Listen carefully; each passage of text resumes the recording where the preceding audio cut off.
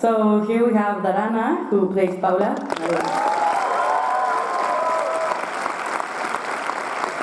Rocío, who plays La Maestra. And then Enrique, our wonderful assistant director. Jose Pablo, editor of the film. Katsumi Miloni, who plays Ras. Selva, incredible production designer. Casiano Metsu, our boss producer. Araceli Velázquez, producer. Daniel Lustano, producer. And Sandy Alpujarra, our assistant editor.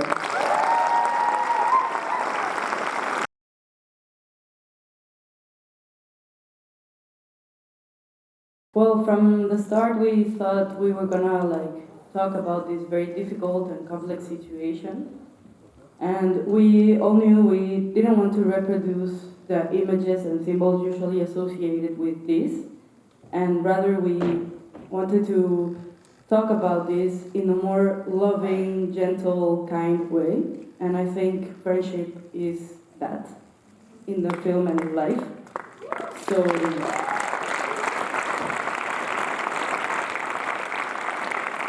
So we try really hard to emphasize visually their communication, how strong their relationship really is, and how they hold each other throughout the film to really try to shed some light on this very dark and complex situation.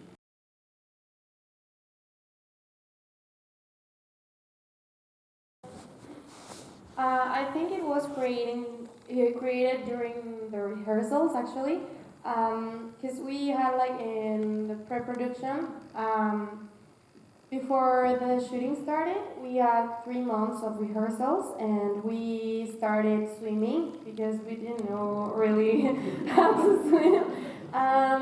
So during the trainings and the rehearsals, I think her and the acting coaches emphasized the relationship between these two characters. They created, we were doing a lot of improvs and a lot of activities to get to know each other.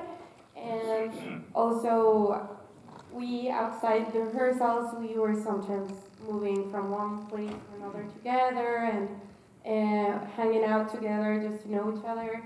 And I think that really helped a lot, and I think the dynamic in Paula and La Maestra trespassed the fiction, and we became friends, sort of, Paula and La Maestra, because we our relationship is pretty alike, because Paula and La Maestra are the comfort zone, each one from the other, and during the shooting and all of that, I think Chio became also my comfort zone, because I could always come to her for help, to ask her something if I felt overwhelmed or anything. So we produced this relationship between the characters during all this process and during all these improvs, and thanks a lot to Fer and these acting coaches, Michelle and Paulina, because they're so good, and it wouldn't have been this real if it wasn't because of them, I think.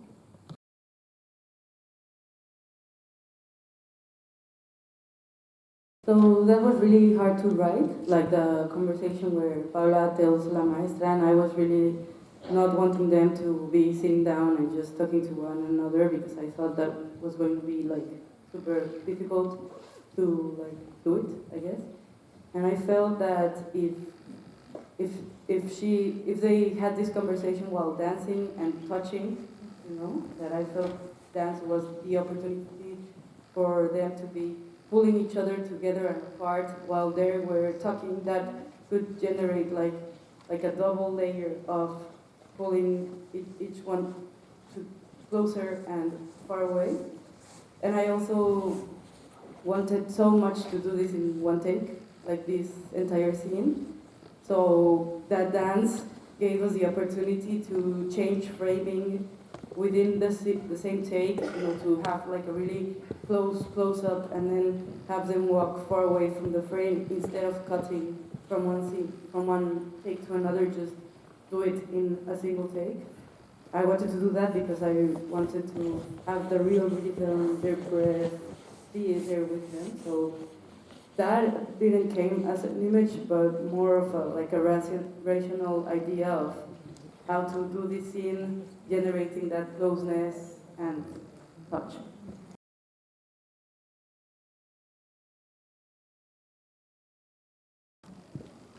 Well, that's a very hard question, I think, but I mean, before getting to know these girls and everyone in the cast, I've heard, because I'm obviously older, all these things about young people, that they were like living in the social media world, nothing else, super apathetic, they don't care about anything, and I can just say that my experience is the opposite.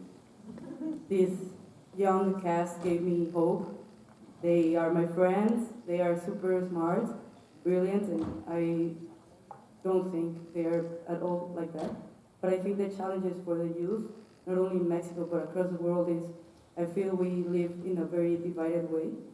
Like you're either on one side or another side in every single matter. And it seems that you need to choose and you need to have an opinion.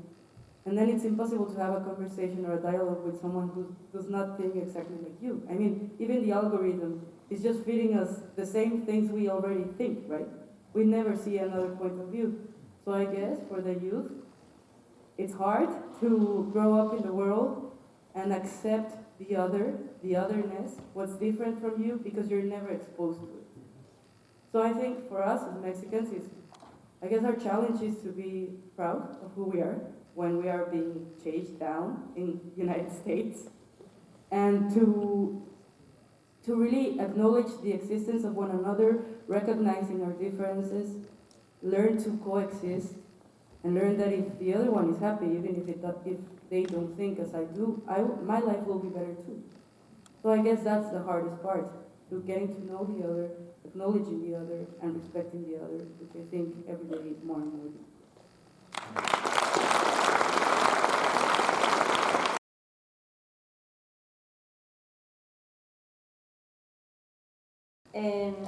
El mundo surge desde un trabajo entre, sobre todo, Rosa, la directora de fotografía, Fel y yo, que nos sentamos a tener largas conversaciones más sobre cómo se iba a ver, cómo se iba a sentir.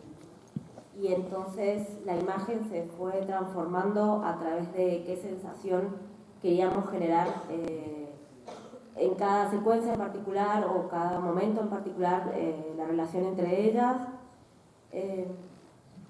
Y sobre todo, bueno, la relación con el agua y los colores azules. Entonces intentamos que eso estuviera como presente en toda la peli, que era el punto de unión de seguridad y a la vez después lo que la separa. Entonces ese fue como nuestro principal objetivo y después se fue desarrollando la peli naturalmente.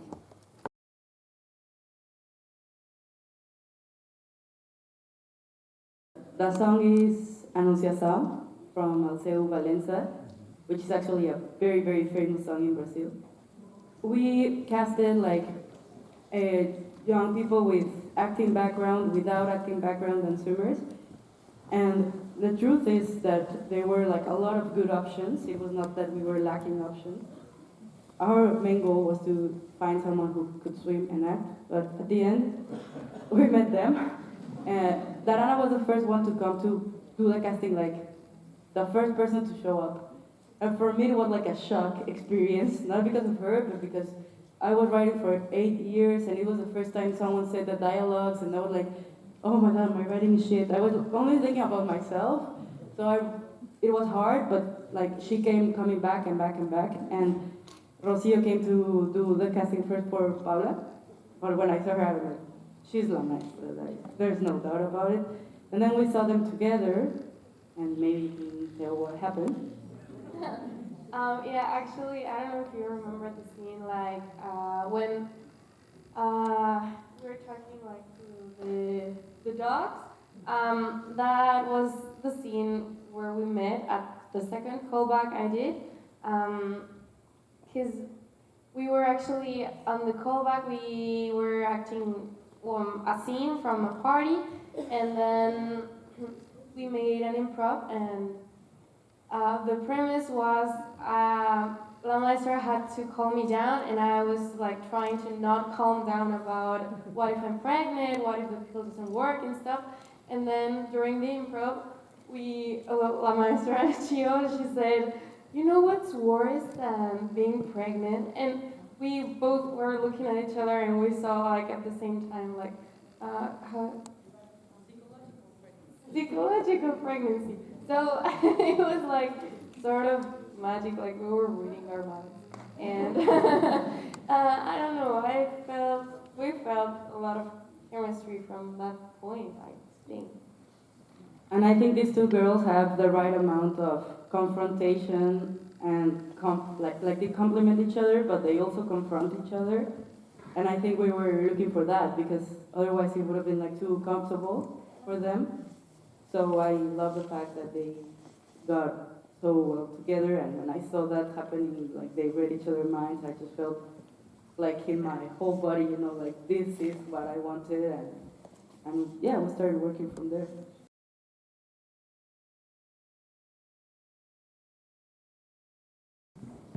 So the swimming came like pretty early, like I think in the first draft I was already thinking about swimmers, because I like the fact of this being like a close community, a team, because the story would not be the same if this happened with a boy they don't have to see every day. And the other thing is, like, I feel swimming makes you vulnerable in a way other sports don't, because you have to wear a swimming suit and show your body. So that was there. And obviously the water was like there, but I didn't really know how much we could manage to shoot the water, because it is expensive and difficult. But we have Rosa, who is the DOP, and she happens to also be pretty much a mermaid with a camera. And so when we were in pre-production, these guys were training, and we went with a smaller camera to shoot and try to really understand what we could do with the amount of time we had, with the things, the camera we had and all. And when we started making that, I think the underwater world like just grew and grew and grew in my mind. Like I never would have thought it could look like this. So thanks Rosa. But like it became, I was surprised by how atmospheric the underwater scenes could become. So when we were actually shooting, we were like completely aiming for that, to free the camera. You know, we have a fixed camera throughout the film, but underwater we are handheld, just going crazy. And I think that was like the feeling, you know, freedom, and we were looking for anything that could convey that. And obviously, for me, it was very important to have Paula and La Maestra have physical contact with their hands and all when they are swimming, because I think one of the things about abuse is you feel separated from the world, and like nobody can access you, nobody can touch you, stuff like that. And I do feel that there are so close friends that La Maestra still managed to be close to Paula in a way no other person does. And I think water is the place where they connect and when they can be close to each other for real. So after I saw Rosa doing her thing, I was like, okay, let's go like full throttle, try to get as much as symbolism, freedom, friendship as we can underwater. Thank you so much for expanding the film with us.